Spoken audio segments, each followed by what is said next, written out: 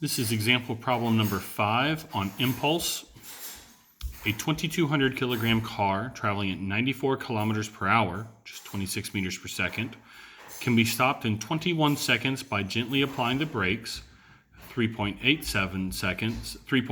seconds if the driver slams on the brakes, or in 0.22 seconds if it hits a concrete wall. What average force is exerted on the vehicle in each of these stops?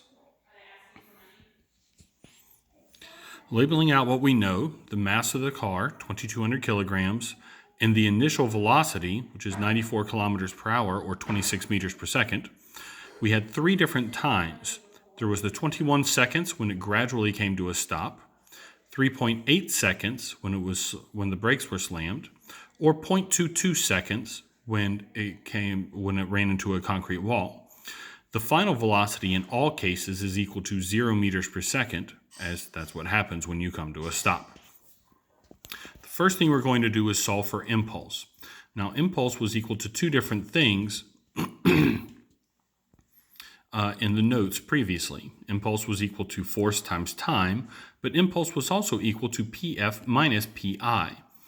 In this case, we do not know the force, even though we know the time, but we can solve for the impulse on the car by doing Pf minus Pi. And Pf minus Pi will be the same for each one of the 3 scenarios presented. So if impulse is equal to Pf minus Pi, we then substitute and see that impulse is equal to mvf minus mvi, which I can further simplify and write as m times open parentheses vf minus vi close parentheses. Substituting in here, I have impulse equal to 2,200 times open parentheses 0 minus 26 meters per second.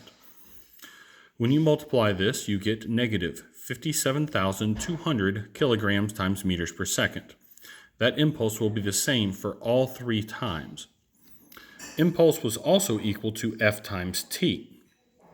If we're solving for force, that means that force will be equal to impulse divided by time. Now, we have 3 different time values, so we will solve this equation 3 different times. The impulse will be the negative 57,200 for each one of the times we solve the problem. Time will change depending on which one we are solving. Our first one, solving for the force when the brakes were gradually applied, we have negative 57,200 kilograms times meters per second divided by 21 seconds. This comes out to negative 2,723.80952381. Significant figures dictates that we end up rounding to 2 significant figures, rounding this to negative 2,700 newtons. The negative in front of our answer simply indicates that the force is in the opposite direction from our original motion, which makes sense as that force is stopping the motion of the vehicle. Our second time value was 3.8 seconds. This force is therefore equal to negative 57,200 kilograms times meters per second divided by 3.8 seconds. This equals negative 15,052.631579, which rounds to negative 15,000 newtons. Our last one was when the car slammed into a concrete wall. Hopefully none of us. The force, same thing, negative 57,200 kilograms times meters per second, this time divided by 0.22. This comes out to negative 260,000 newtons. Came out exactly, which is awfully convenient.